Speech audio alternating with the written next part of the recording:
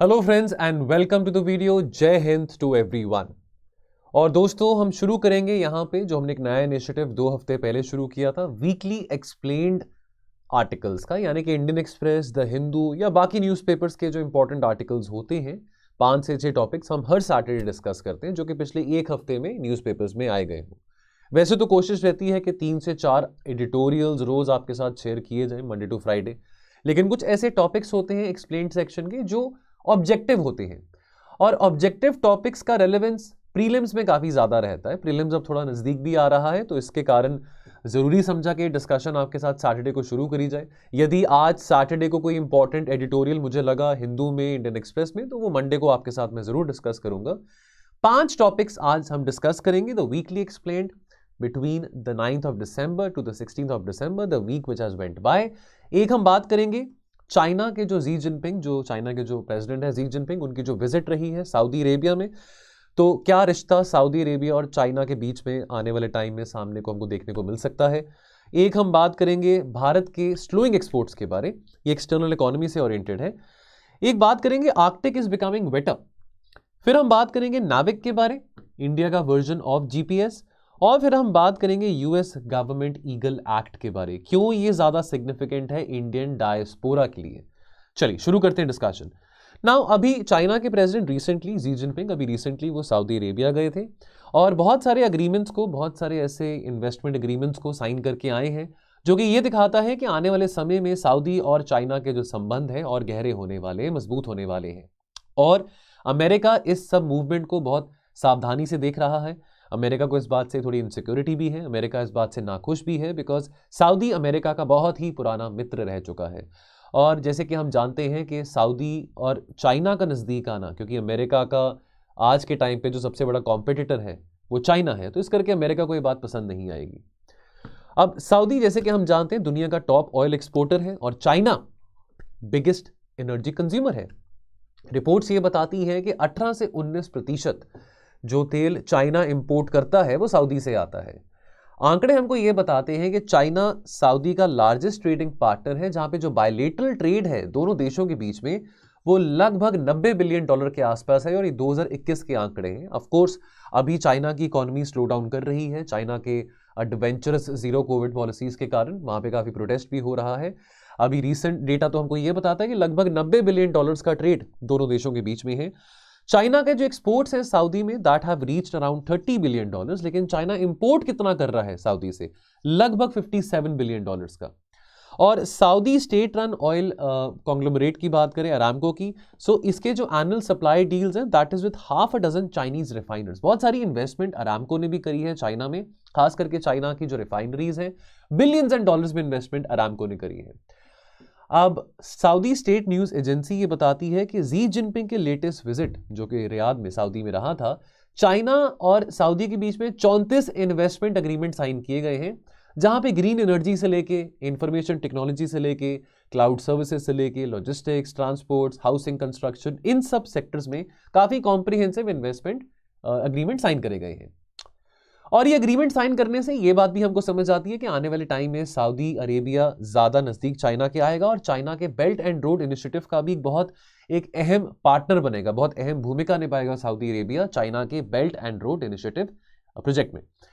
अब यहां पे स्टेटमेंट ऑफ सॉलिडारिटी की बात आती है, तो सऊदी किंग सलमान, इनके जो बेटे हैं मोहम्मद बिन सलमान, जो कि क्राउन प्रिंस हैं, एमबीएस जैसे हम कहते हैं, prime minister of Saudi Arabia, Saudi के किंग सलमान और जी जिनपिंग, इन्होंने साइन किया कॉम्प्रिहेंसिव स्ट्रेटेजिक पार्टनरशिप एग्रीमेंट दोनों देशों के बीच में, जहां पे इस बात की यहां पे शपथ ली, यहां पे रिजॉल्व लिया कि भाई हम दोनों एक दूसरे को सपोर्ट करेंगे, हम अपनी नेशनल सॉवरेनिटी को सेफगार्ड करेंगे और आपस में एक दूसरे के टेरिटोरियल के मामले में हम दखलंदाजी नहीं देंगे। और आपके जो इंटरनल मैटर्स हैं, सऊदी के इंटरनल मैटर्स हो, चाइना के इंटरनल मैटर्स हो, हम आपके एक दूसरे के इंटरनल मैटर्स में इंटरफेरेंस नहीं दिखाएंगे। सऊदी ने भी पूरा यहाँ पे अपना वेट थ्रो अपॉन किया behind China's one China policy. तो यहाँ पे पूरी तरह से सऊदी ने रिकॉग्नाइज किया कि ताइवान को हम चाइना का ही हिस्सा समझते हैं, ताइवान के साथ हम अलग से डिप्लोमेटिकली इंगेज करने में रुचि नहीं रखते हैं, तो वन चाइना पॉलिसी को स्वीकार करा। और फर्दर दोनों देशों ने एम्फसाइज करा ऑफ देयर इकोनॉमिक टाइज, उसके ऊपर और एम्फोसिस किया। और एक दूसरे के विजन को, जैसे चाइना का बेल्ट एंड रोड इनिशिएटिव है, वैसे सऊदी का सऊदी अरेबिया विजन 2030 है, तो दोनों के विजन्स को रिस्पेक्ट करा और दोनों के विजन्स को कैसे आपसी में कोऑपरेट कर सकते हैं, एनहांस कर सकते हैं इकोनॉमिक पार्टनरशिप के जरिए, उसके बारे में बात करी। और साथ में डबल स्टैंडर्ड्स की बात करी as far as America is concerned, कि अमेरिका के जो, जैसे कहते हैं ना कि हाथी के दांत खाने को और दिखाने को और, तो अमेरिका के डबल स्टैंडर्ड्स को एक्सपोज किया काउंटर टेररिज्म के चलते। वैसे अमेरिका और सऊदी के रिलेशन भी जो है ज़्यादा अच्छे नहीं हैं। आपको बस ये बताना चाहता हूँ कि खास करके जब से एक सऊदी बेस्ड जर्नलिस्ट थे जमल खशोगी, इनकी डेथ हुई थी। अब इनकी डेथ कहाँ हुई थी? ये सऊदी के एक एम्बेसी में, सऊदी कंसुलेट में रह रहे थे, इस्तांबुल में, टर्की में। ये शादी करवाने वाले थे, हालांकि इनकी उम्र तो काफ़ी हो गई थी, लेकिन ये शादी करवाने वाले थे। और खैर ये माना जाता है कि ये काफ़ी वोकल लिखते थे न्यूज़पेपर्स में against the crown prince of Saudi Arabia Mohammed bin Salman, MBS जिसको हम कहते हैं। और कहीं ना कहीं ऐसा माना जाता है, यूएस की जो CIA है उनका ये मानना है कि MBS का हाथ था इनको मरवाने में। तब से हम देख रहे हैं अमेरिका और सऊदी के जो रिश्ते हैं थोड़े खराब हुए हैं। नेवरदलेस चाइना को इस बात का एक मौका मिलता है, चाइना को इस बात से फिर फायदा मिलता है, जहां पे अमेरिका के रिश्ते किसी देश के साथ खराब हो रहे हो तो चाइना वहां पे कोशिश करता है उस वैक्यूम को ऑक्यूपाई करने की। और चाइना भी दिखाना चाहता है अमेरिका को कि देखो आपके इतने अच्छे दोस्त के साथ मैंने हाथ बढ़ाया है, दोस्ती करी है, हमने स्ट्रेटेजिक पार्टनरशिप साइन करी है, तो डेफिनेटली अमेरिका को भी थोड़ी ठेस पहुंचेगी। अब देखिए ये सब कुछ करने से, दोस्ती करने से, चाइना और सऊदी अरेबिया के बीच में मोहब्बत बढ़ने से ऐसा नहीं है कि अमेरिका की जो पोजीशन है वो वीक हो जाएगी एकदम से रातों रात। अमेरिका ग्लोबल हेजेमन है, अभी भी रहेगा, ठीक है। लेकिन जैसे ही चाइना और सऊदी अरेबिया के आने वाले टाइम में, लेट्स सी, जियोपॉलिटिक्स में nothing can be said for certain, आने वाले टाइम में कैसे रिश्ते दोनों के, चाइना और सऊदी के कैसे अनफोल्ड करते हैं, ये हम देखेंगे कि क्या जो हवा का रुख है किस दिशा में जा रहा है। फिर हम बात करेंगे why R India slowing exports a cause of concern. देखिए हमारे एक्सपोर्ट्स डिक्लाइन करे हैं बाय लगभग 17% इन अक्टूबर 2022। अभी इस हफ्ते डेटा भी आया था, काफ़ी मतलब डेटा काफ़ी अच्छा नहीं था, इंकरेजिंग नहीं था। अगर हम इंडेक्स ऑफ इंडस्ट्रियल प्रोडक्शन की बात करें, IIP के डेटा की बात करें, कॉन्ट्रैक्शन हुआ है एक्टिविटीज़ में, मैन्युफैक्चरिंग एक्टिविटीज़ में, इंडस्ट्रियल एक्टिविटीज़ में अक्टूबर के महीने में। और ये जो स्लाइड है एक हमारे एक्सपोर्ट्स में, ये पहला स्लाइड रिपोर्ट करा गया है since the month of February 2021। अब अक्टूबर के जो इंपोर्ट्स थे they rose at a much milder pace than September और अगस्त, बिकॉज प्राइमरीली थोड़ा सा कमोडिटी प्राइसेस में भी हम सॉफ्टनिंग देख रहे हैं। कमोडिटी प्राइसेस अब इतनी वोलेटाइल नहीं थी अगस्त में, सितंबर में। और बट ट्रेड डेफिसिट जो है that has widened by as much as 50%। So concern for us, हमारा करंट अकाउंट डेफिसिट याद आपको कराना चाहूंगा, 2013 का जो थर्ड क्वार्टर था, अगर मैं फिस्कल ईयर 2013 की बात करूं, जो थर्ड क्वार्टर था, आपको शायद याद होगा या शायद नहीं याद होगा, हमारा जो करंट अकाउंट डेफिसिट था 6.7% ऑफ GDP तक पहुंच चुका था। ये नौबत आ चुकी थी। तो हमारी जो अर्थव्यवस्था की जो स्थिति थी ज़्यादा अच्छी नहीं थी। क्या वैसा अभी स्थिति फिर आने वाली है? ऐसा नहीं लगता। लेकिन एक्सपोर्ट सेक्टर कैसे फेयर कर रहा है, इंजीनियरिंग सेक्टर कैसे फेयर कर रहा है? इंजीनियरिंग गुड्स सेक्टर की बात करें, इंजीनियरिंग गुड्स की बात करें, they have lent a strong shoulder to India's exports in the recent years. They have also come down by 21%। जो चेयरमैन है इंजीनियरिंग एक्सपोर्ट प्रमोशन काउंसिल के, उनका ये कहना है कि देखो ये जो स्लो डाउन आया है इसका बहुत बड़ा कारण है कि अमेरिका में, UK में, यूरोप में, काफ़ी देशों में रिसेशन है, इन्फ्लेशन बहुत ज़्यादा है, और इन्फ्लेशन ज़्यादा होने के कारण अभी डिमांड भी बहुत कम है कंज्यूमर ड्यूरेबल्स का और इंजीनियरिंग गुड्स का। कॉमर्स मिनिस्ट्री का ये कहना है कि अक्टूबर में देखा decline of $2 billion worth of exports as far as steel and allied products is concern. और फाइनेंस मिनिस्ट्री ने यहाँ पे हाईलाइट किया दैट देखो जो दिवाली का महीना होता है, हर साल जो वर्कर्स होते हैं छुट्टी पे जाते हैं, अपने घर जाते हैं दिवाली सेलिब्रेट करने के लिए, तो थोड़ा आउटपुट में कॉन्ट्रैक्शन आ जाता है। लेकिन नेवरदलेस अगले जो फिगर्स आएंगे, अगले जो आंकड़े आएंगे, थोड़े इंकरेजिंग होंगे। सो फाइनेंस मिनिस्ट्री का कहना है कि let's wait and watch and see whether the export decline was only a blip, या ये एक शॉर्ट टर्म फिनोमेना है कि ये आगे भी देखने को मिलेगा कि एक्सपोर्ट्स में काफ़ी गिरावट होगी। हालांकि अभी इतनी जल्दी तो रिसेशन की प्रॉब्लम और महंगाई की प्रॉब्लम UK में और अमेरिका में नहीं ठीक होने वाली है। बट लेट्स सी आने वाले 6 महीनों में सिचुएशन कैसे होती है। मे बी अगर ये वॉर जो यूक्रेन में, अगर वो भी थोड़ी शांत होती है लड़ाई, तो शायद इकोनॉमिक एक्टिविटी भी ग्लोबली थोड़ी इंप्रूव हो सकती है। जहाँ पे बाकी एक्सपोर्टिंग नेशंस की हम बात करें, तो जैसे वियतनाम है, तो वियतनाम भी एक एक्सपोर्ट डोमिनेटेड कंट्री है। मोस्टली जितनी भी डेवलपिंग कंट्रीज हैं साउथ ईस्ट एशिया में, वो ज़्यादातर commodity oriented, export oriented countries है। तो वियतनाम में 4.5% ग्रोथ देखा है अपने एक्सपोर्ट्स में पिछली अगर एक साल की बात करें, as compared to what it was in the previous fiscal year.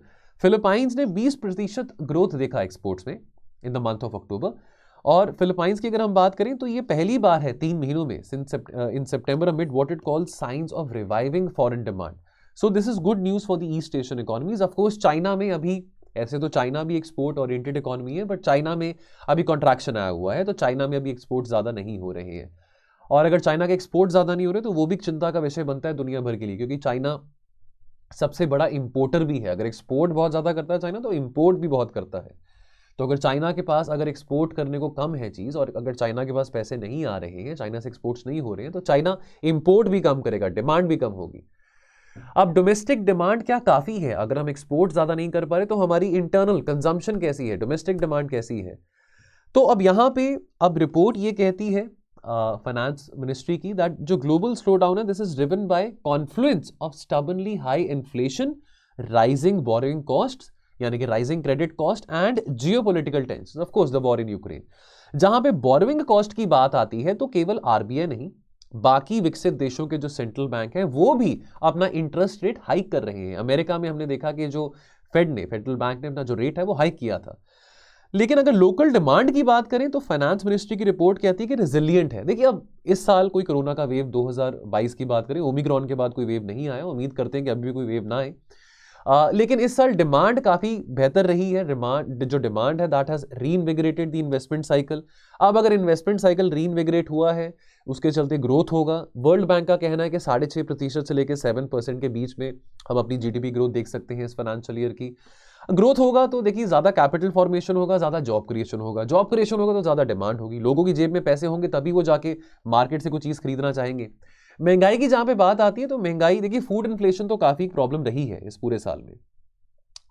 अभी रिसेंटली अगर जो हेडलाइन इन्फ्लेशन की बात करें, बाय द वे फूड और फ्यूल हेडलाइन इन्फ्लेशन में इंक्लूडेड होता है, जैसे कि हम जानते हैं कोर इन्फ्लेशन में फूड एंड फ्यूल इंक्लूडेड नहीं होता.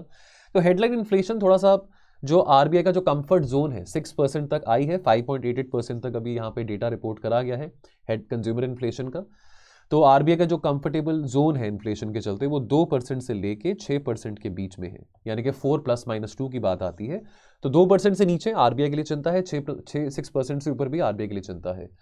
अब मंथली रिपोर्ट फाइनेंस मिनिस्ट्री की ये भी बताती है कि हो सकता है कि आने वाले टाइम में मनरेगा में थोड़ा एक डिमांड रिवाइवल हो, मनरेगा की डिमांड बढ़े और वर्कर्स मनरेगा में इनरोल होना चाहें, तो उससे रूरल डिमांड बढ़ेगा. अगर रूरल डिमांड बढ़ता है तो ट्रैक्टर सेल्स में भी स्पाइक आएगा, तो that is good for the overall industrial activities.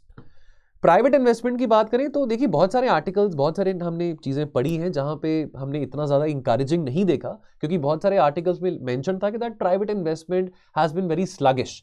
Now interestingly जो हमारे चीफ इकोनॉमिक एडवाइजर हैं अनंत नागेश्वरन जी, वो ये कहते हैं कि कैपिटल एक्सपेंडिचर, जो प्राइवेट सेक्टर कैपिटल एक्सपेंडिचर है वो काफ़ी अच्छा हुआ है. इनफैक्ट कैपिटल फॉर्मेशन काफ़ी ज़्यादा हुआ है, यानी कि 6 लाख करोड़ के आसपास इस फिस्कल में प्राइवेट सेक्टर का कैपिटल एक्सपेंडिचर हुआ है. कैपिटल एक्सपेंडिचर यानी कि जो एसेट क्रिएटिंग एक्सपेंडिचर होता है, ठीक है.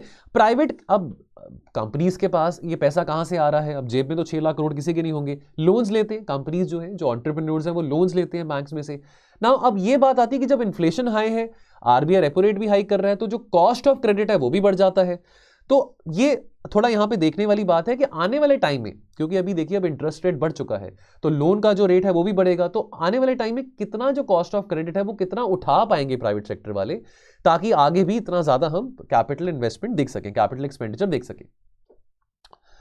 ओके, फॉरेक्स रिजर्व्स की बात करें. For the week ended December 2 foreign exchange reserve stood at about $560 billion. तो अब देखिए अभी हमारे पास रफली 9 से 10 महीने का इंपोर्ट करने के लिए इतना हमारे पास फॉरेक्स रिजर्व है. ये लेकिन हेल्दी नहीं माना जाता. हेल्दी माना जाता है अगर हमारे पास कम से कम 1.5 साल तक के लिए, यानी कि 14 से 15 महीने के लिए एटलीस्ट इतना हमारे पास इंपोर्ट कवर हो. इतना हमारे पास इंपोर्ट कवर पैंडेमिक के टाइम पे था कि अगर हमने इंपोर्ट करना है तो हमारे फॉरेक्स रिजर्व में उतना पैसा हो कि 14-15 महीने हम इंपोर्ट करते रहेंगे. ये हेल्दी एक इंपोर्ट कवर माना जाता है. लेकिन इकोनॉमिस्ट्स का ये कहना है कि देखिए सिचुएशन इतनी बुरी नहीं है जितनी 2013 में थी. जब 2013 का मैं फिस्कल ईयर की बात करूं, जो थर्ड क्वार्टर था 2013 के फिस्कल ईयर का, उसमें जो CAD था, करंट अकाउंट डेफिसिट था, वो 6.7% ऑफ जीडीपी राइज कर चुका था. तो इतनी अभी बुरी सिचुएशन नहीं है. अगर 4% तक भी हमारा करंट अकाउंट डेफिसिट राइज करता है, आरबीआई के सेफ जोन में, कंफर्ट जोन में तो नहीं है, बट इतनी सिचुएशन शायद ना पड़े, इतनी नौबत शायद ना आए. उस वक्त 2013 में तो हमारे पास less than 7 months of import cover पड़ा हुआ था. चलिए अगला आर्टिकल यहां पे बात करेंगे, अगेन ये एक्सप्लेन में आया इंडियन एक्सप्रेस में, Arctic is becoming wetter and stormier, scientist are warning. Now अब देखिए, अब किसी जमाने में द फ्रिजिड फ्रोजन आर्कटिक, अब वो ऐसा नहीं रहा है। इनफैक्ट अब वहां पे क्लाइमेट चेंज के कारण, ग्लोबल वार्मिंग के कारण आर्कटिक आइस कैप्स मेल्ट हो रही हैं, और उसके चलते जो वहां का वातावरण है, वहां के जो पशु पक्षी हैं, वहां के जो रहने वाले लोग हैं, उन पे भी इंपैक्ट पड़ रहा है। ठीक है, वहां की जो इंडिजिनस कम्युनिटीज हैं आर्कटिक सर्कल में, उनको भी इंपैक्ट पड़ रहा है। 2022 बना आर्कटिक का छठा वार्मेस्ट ईयर ऑन रिकॉर्ड। तो काफी इंटरेस्टिंग साइंस हमारे सामने आ रहे हैं। सितंबर में हीट वेव था ग्रीनलैंड में, फॉर इंस्टेंस, जिसके चलते बहुत सिवियर मेल्टिंग देखी हमने ग्रीनलैंड के आइलैंड के आइस शीट में। और 2021 में अगस्त के हीट वेव हट, सो ये हीट वेव्स लगातार आ रहे हैं ग्रीनलैंड में, और उसके चलते जो आइस शीट है, आर्कटिक सर्कल की बात करें, ग्रीनलैंड की बात करें, Greenland is also very near to the Arctic circle, वो जो आइस शीट है वो थिन हो रही है, रिड्यूस हो रही है, तो बर्फ पिघल रही है। That will obviously raise the sea level as well, which is a cause of concern for the countries in the tropical and the subtropical region. Now, क्या आप जानते हैं कि जो तापमान है आर्कटिक सर्कल में, they have been rising much more quickly than the rest of the world. In fact, पिछले 4 डेकेड्स में, पिछले 40 सालों में Arctic region has warmed at 4 times the global average rate. और कुछ पार्ट्स आर्कटिक के ऐसे हैं जो कि they are warming up to 7 times the global rate. तो बहुत ही ज्यादा कंसर्न की बात है ये वाली। अब इंपैक्ट क्या है आर्कटिक वार्मिंग का, तो देखिए अब सी लेवल जो है वर्ल्ड वाइड वो बढ़ते हैं। ठीक है, जो अब changes in the way of heat and water they circulate in the ocean, तो ओशन सर्कुलेशन पे भी इंपैक्ट पड़ता है। ठीक है, ओशन करंट्स पे भी इंपैक्ट पड़ता है। This obviously might even influence extreme weather events like heat waves frequently आ रहे हैं, रेन स्टॉर्म्स फ्रीक्वेंटली हो रही है, अनसीजनल रेनफॉल हो रही है, साइक्लोन्स आ रहे हैं। और सबसे ज्यादा नुकसान किसको हो रहा है, जो वहां पे पशु पक्षी रहते हैं, जो वहां पे आर्कटिक की जो इंडिजिनस कम्युनिटीज हैं, उनको इंपैक्ट हो रहा है। इनफैक्ट कहीं आने वाले टाइम में आर्कटिक में ऐसा तो नहीं होगा कि साग या भिंडी उगाई जाएगी, क्योंकि मैं इस करके कह रहा हूं कि आर्कटिक में पाया गया है कि प्लांट्स, श्रब्स और ग्रासेस ग्रो कर रहे हैं आर्कटिक टुंड्रा में। यहां पे ग्रीन वेजिटेशन कैसे आ गया? ग्रीन वेजिटेशन का तो यहाँ पे नामो निशान नहीं था, तो पिछले 20-22 सालों में यहाँ पे ग्रीन वेजिटेशन होना भी शुरू हो चुका है। तो क्या आने वाले समय में क्या हम देखेंगे कि यहाँ पे हरी भरी सब्जियां भी ग्रो करनी शुरू हो जाएंगी, यानी कि यहाँ पे ऐसी क्लाइमेटिक कंडीशंस हो जाएंगी, यहाँ पे ऐसा टेम्परेचर होगा, तो सोचिए फिर यहाँ पे क्या हाल होगा ट्रॉपिकल सब ट्रॉपिकल रीजन का। ये आर्कटिक ओशन का मैप यहाँ पे आ जाता है, आर्कटिक सर्कल का मैप यहाँ पे आ गया। फिर बात करें बारिश की, तो बारिश, अगर आर्कटिक सर्कल में बारिश हो रही है, वो भी एक बहुत बड़ा कारण माना गया है, जो वहां पे स्नो मेल्ट हो रहा है। अब स्नो को मेजर करना, रेन को मेजर करना ऐसे कंडीशंस में इतना आसान काम तो नहीं है। ठीक है, लेकिन एक लिंक यहां पे दिखाई दे रहा है, the increasing precipitation and the melting of ice, इनका एक डायरेक्टली यहां पे एक प्रोपोर्शनल रिलेशन है। अब यहां पे साइंटिस्ट डिफरेंट यहां पे साइंटिफिक मॉडल्स के जरिए प्रेसिपिटेशन और मेल्टिंग ऑफ आइस के बीच में जो लिंक है वो निकाल रहे हैं, और अपने मेथड्स के जरिए, अपने रिसर्च के जरिए वो बहुत कॉन्फिडेंटली कह सकते हैं कि जो प्रेसिपिटेशन लेवल्स हैं, जो बारिश के जो लेवल्स हैं, they have increased significantly in the Arctic since the mid 20th century. So अगर हम कहें द लास्ट 70-80 ईयर्स, बारिश जो है आर्कटिक में ज्यादा होनी शुरू हो चुकी है। चलिए अगला आर्टिकल, यहां पे हम बात करेंगे नेविक के बारे, इंडिया का जो वर्जन है जीपीएस का, ग्लोबल पोजिशनिंग सिस्टम का। अब देखिए यहाँ पे हम पहले नेविक के बारे में समझ लेते हैं, बहुत छोटा सा आर्टिकल है। यहाँ पे नेविक की हम बात करें, ये इंडिया होम ग्रोन ऑल्टरनेटिव है जीपीएस के लिए, इसरो के द्वारा डेवलप करा गया है। ये जो नेविगेशन सैटेलाइट सिस्टम है, इसको पहली बार अप्रूव करा गया था 2006 में। कितनी कॉस्ट थी? $174 मिलियन की कॉस्ट थी, लेकिन ऑपरेशनल कब हुआ? 2018 में। अब ये सिटीजन्स के लिए, आई मीन कमर्शियल अभी यूजेज के लिए अभी ऑपरेशनल नहीं हुआ था, पहले तो मिलिट्री पर्पसेस के लिए ऑपरेशनल हुआ था, लेकिन सरकार ने यहाँ पे बोला है, इनफैक्ट स्मार्टफोन मैन्युफैक्चरर्स को भी बात बोली है कि भाई आप इनको लोगों के लिए भी ऑपरेशनल करिए, नाविक जो है वो जीपीएस से भी ज्यादा बेटर है। सरकार का ये कहना है जो NavIC is as accurate as GPS, और बल्कि जो परफॉर्मेंस है नाविक सिस्टम की, ये इनफैक्ट जीपीएस से और ग्लॉसनर से भी कई गुना ज्यादा बेहतर है। एट प्रेजेंट नेविक की अगर हम बात करें, इसमें 8 सैटेलाइट है, और इसकी जो कवरेज है that is the whole of India and up to 1500 kilometre from its boundaries. क्या क्या इसके यूजेज हैं? तो पब्लिक व्हीकल ट्रैक करना हो, इमरजेंसी वार्निंग देनी हो फिशरमैन को, अलर्ट्स देने हो फिशरमैन को कि भी आप डीप सी में ना जाएं, ठीक है, या डेटा ट्रैक करना हो रिलेटेड टू नेचुरल डिजास्टर्स, तो ये सब एप्लीकेशंस है नाविक की। और सरकार ने, जैसा आपको मैंने बताया, सरकार कह रही है स्मार्टफोन मैन्युफैक्चरर्स को, Xiaomi को, सैमसंग को, एप्पल को, कि आप अपने फोन्स में इसको इंटीग्रेट करें नाविक को। लेकिन अब इनका स्मार्टफोन मैन्युफैक्चरर्स का ये कहना है, सैमसंग का, Xiaomi का या एप्पल का ये कहना है कि भी हमारे कॉस्ट बढ़ जाएंगे, और इसके चलते अभी हम ये पंगा नहीं ले सकते हैं कि अभी हम अगर नाविक को इंटीग्रेट करेंगे। So but nevertheless in the times to come, सरकार ने कहा था कि 2023 से, सरकार का ये टारगेट है कि 2023 से ऐसे फोन्स मार्केट में वाइड स्प्रेड यूज़ के लिए डिस्ट्रीब्यूट होने शुरू हो जाए, जहाँ पे नाविक जो सिस्टम है वो उसमें इंटीग्रेटेड होगा, ना कि जीपीएस। या जीपीएस भी कर सकते हैं, लेकिन साथ में नाविक होना बहुत ज़्यादा ज़रूरी है। अब एडवांटेजेस की बात करें, पहली बात तो सरकार का ये कहना है कि हमको रिलाई नहीं करना चाहिए, हमारे पास खुद का अपना होम ग्रोन नेविगेशन सिस्टम है, तो why should be rely on GPS. और क्योंकि वो होम ग्रोन है तो ज़्यादा एक्यूरेट है, ज़्यादा रिलायबल है, ज़्यादा एक्यूरेट है जीपीएस से। इनफैक्ट काफ़ी ऐसे, देखिए अब हमारे जो जोग्राफिकल टेरेन है, काफ़ी यहाँ पे ऐसे घने जंगल हैं, ऐसी वैलीज हैं जहाँ पे जीपीएस अच्छी तरह से काम नहीं करता, तो वहाँ पे नाविक जरूर अच्छी तरह से काम करेगा। लास्ट आर्टिकल यहाँ पे हम बात करेंगे यूएस गवर्नमेंट के ईगल एक्ट के बारे, which could benefit Indian immigrants. चलिए यहाँ पे क्या बात हो रही है, पिछले हफ्ते व्हाइट हाउस ने सपोर्ट करा, अभी ये बिल जो है अभी पार्लियामेंट में कांग्रेस में भी पास नहीं किया गया, लेकिन व्हाइट हाउस ने सपोर्ट करा यूएस कांग्रेस ने एक जो लेजिस्लेशन पास किया था, जिसका एम है to eliminate the per country quota on issuing green cards. अगर इसको पास कर दिया जाता है, इस एक्ट का नाम क्या है, equal access to green card for legal employment, इसको ईगल एक्ट ऑफ 2022 कहते हैं। अगर इसको पास कर दिया जाता है अमेरिका में, तो जो लेजिस्लेशन है this will allow the employers, American employers, कि वो फोकस कर सकते हैं जो उन्होंने एम्प्लॉयज को रिक्रूट करना है based on talent, based on merit and not on a पर कंट्री कोटा बेसिस। तो अभी वहां पे ना एक पर कंट्री कोटा बेसिस होता है कि इंडिया से आप इतने ही लोगों को, स्किल्ड वर्कर्स को हायर कर सकते हैं, किसी और देश में से आप इतने वर्कर्स को हायर कर सकते हैं। ये जो पर कंट्री कोटा सिस्टम है ये नहीं रहेगा, ठीक है। अब ग्रीन कार्ड क्या होता है, इसके बारे में आपने सुना होगा, ये परमानेंट रेजिडेंसी कार्ड होता है, ग्रीन कार्ड, जो कि इमिग्रेंट्स को दिया जाता है जब उनको परमानेंट रेजिडेंसी मिल जाती है यूएस में रहने की, जब वो काम कर रहे होते हैं over a period of time उनको परमानेंट रेजिडेंसी मिल जाती है, ठीक है। अब इसके क्या बेनिफिट्स हैं, देखिए आपको यहाँ पे अमेरिकन सिटीजनशिप मिल रही है। दूसरी बात, अगर आप चाहें अपने किसी फैमिली मेंबर को, किसी रिश्तेदार को स्पॉन्सर करना चाहें, उनको अमेरिका बुलाना चाहें, आगे जाके उनको भी आप रेजिडेंसी दिलवाना चाहें, तो उनको भी मदद मिल सकती है। आपको अमेरिका की जो सोशल सिक्योरिटी सिस्टम है, जो कि ऑब्वियसली अमेरिका का सोशल सिक्योरिटी सिस्टम काफ़ी बेहतरीन है, काफ़ी बेटर है आज, बिकॉज ऑब्वियसली अमेरिका एक डेवलप्ड इकोनॉमी है, तो आपको इजी एक्सेस मिलता है उनके सोशल सिक्योरिटी सिस्टम का। हेल्थ की बात करें, एजुकेशन की बात करें, पेंशन स्कीम्स की बात करें, आप किसी भी एक कोने से लेकर दूसरे कोने तक विद इन अमेरिका इजीली जा सकते हैं। यदि आपने भारत आना हो अपने होम टाउन, अगर आप इंडियन इमिग्रेंट है, अगर आपने भारत आना हो तो आपको इस बात की टेंशन नहीं है मेरे को 3 या 4 महीने में वापस जाना है, नहीं तो मेरा कार्ड कहीं एक्सपायर ना कर जाए। आप जितने टाइम के लिए आना चाहें, कहीं मर्जी दुनिया में जाना चाहें, रह सकते हैं। आपका जो परमानेंट कार्ड है वो आपके पास ही रहने वाला, कहीं नहीं जाने वाला। ज़्यादा फ्रीडम्स आपको मिलती हैं इन टर्म्स ऑफ अपॉर्चुनिटीज़, अगर आपने करियर अपॉर्चुनिटीज़ भी एक्सप्लोर करनी है। नाउ बेनिफिट इंडियन अमेरिकन के लिए क्या है, तो लगभग 1.5 lakh employment based green card जो है अवेलेबल हैं of the because of the per country cap. अब ये बैकलॉग जो है ये अब बहुत ज़्यादा जा चुकी है, मिलियंस में जा चुकी है। तो एक रिपोर्ट आई है काटो इंस्टीट्यूट के द्वारा, जो कि हाईलाइट करती है कि nearly all the backlogged immigrants they are from India.